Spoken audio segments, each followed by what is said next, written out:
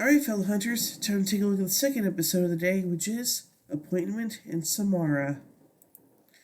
Dean goes to see an old acquaintance of his father, Dr. Robert. Dean pays the doctor and his assistant, Eva, to kill him and then bring him back to life. After the doctor claims a 75% success rate for the procedure, Dean gives him a letter addressed to Ben and asks him to mail it in case something goes wrong. Dr. Robert takes the letter and tells Dean he has 3 minutes of death before injecting him with something that kills him. Dean, once his soul has left his body, says a spell that summons the Reaper, Tessa. He tells Tessa to contact her boss, Death, and let him know that Dean wants to talk to him.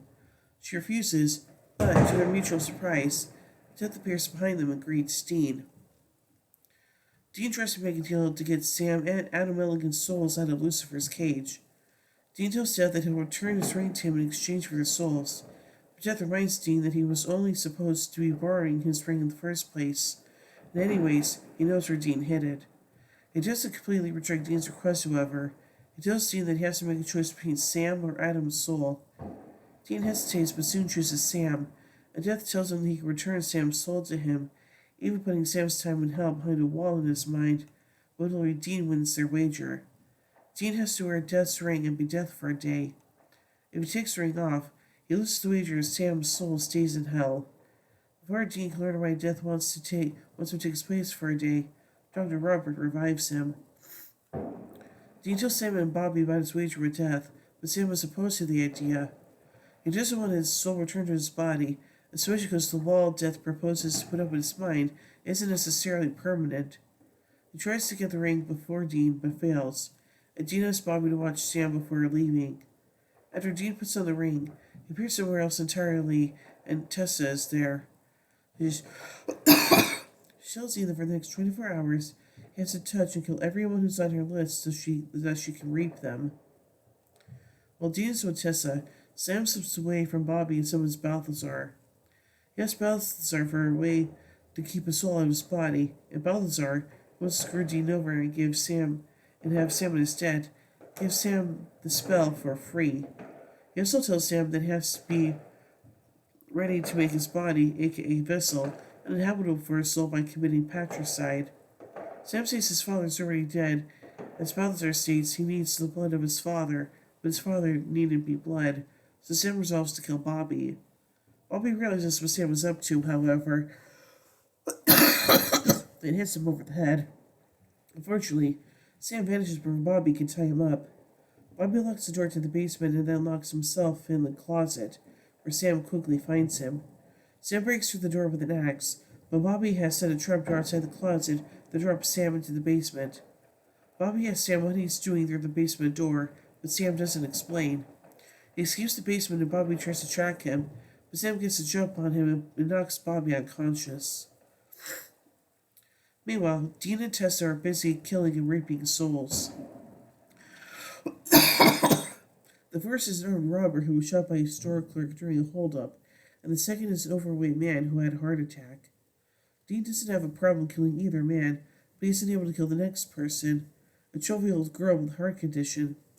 He refuses to let her die, telling Tessa that there's no such thing as fate or destiny.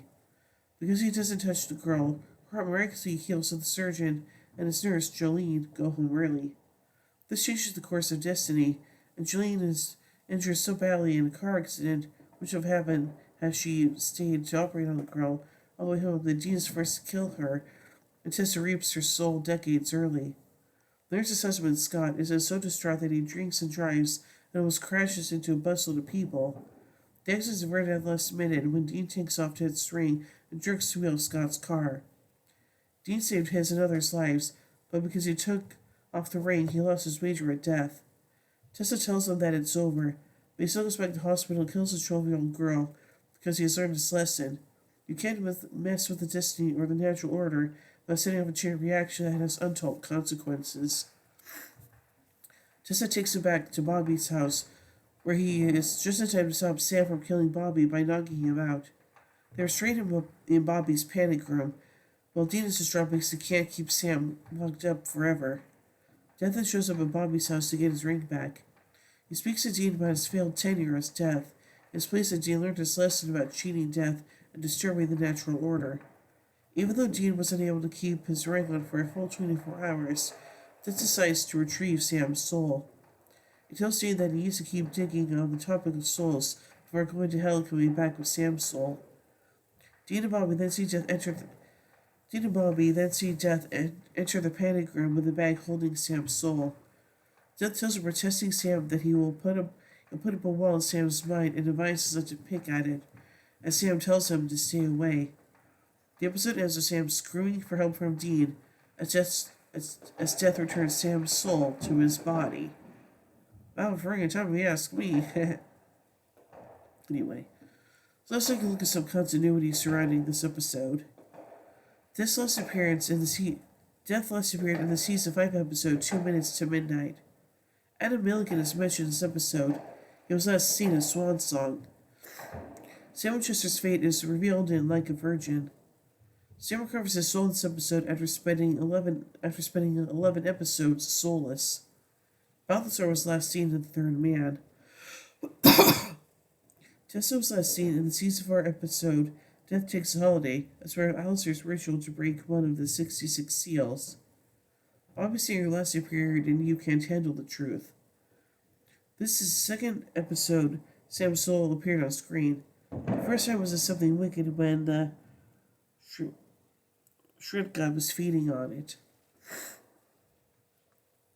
And now let's take a look at some trivia from this episode. The CW's official summary for this episode does not cite Jim Beaver as a guest star. Robert Englund, an actor who is best known for portraying Freddy Krueger in the Nightmare on Elm Street movies, plays Dr. Robert in this episode. Dean references the famous song Dust to the Wind by the band Kansas. Bobby's line, "Don't say here's Johnny," is a reference to one of Dean's favorite movies, The Shining, where Jack Nicholson's character says the line in a similar situation. This episode marks the last appearance of Soulless Sam until The Man Who Knew Too Much. This episode title is derived from an old Middle Eastern story told famously by English playwright Somerset Maugham. In this ancient Mesopotamian tale, a merchant in Baghdad sends a servant to the marketplace for provisions. Soon afterwards, the servant comes home white and trembling and tells him that in the marketplace he was jostled by a woman whom he recognized as Death, and she made a threatening gesture. Borrowing the merchant's horse, he plays a great speech in Samarra, a distance of about 75 miles, where he believes Death will not find him. The merchant then goes to the marketplace and finds Death, and that's why she made the threatening gesture. She replies, "This was not a threatening gesture, it was only a sign of surprise. I was stunned to see him in Baghdad, where I had an appointment with him tonight in Samarra." Appointment in Samarra is also the title of a novel by John O'Hara, in which the main character performs a series of despicable acts before committing suicide. In this episode, soulless Sam attempts to sully his vessel beyond habitation through the despicable act of patricide. Meanwhile, Dean commits suicide, albeit temporarily, in order to gain an audience with Death. Bobby alludes to his own vague suicidal ideation with the offhand remark, "And nobody killed me in this house but me." Dr. Robert's apartment number is 4. In Chinese culture, the number 4 is considered unlucky because its pronunciation is similar to die. So finally, let's take a look at an error.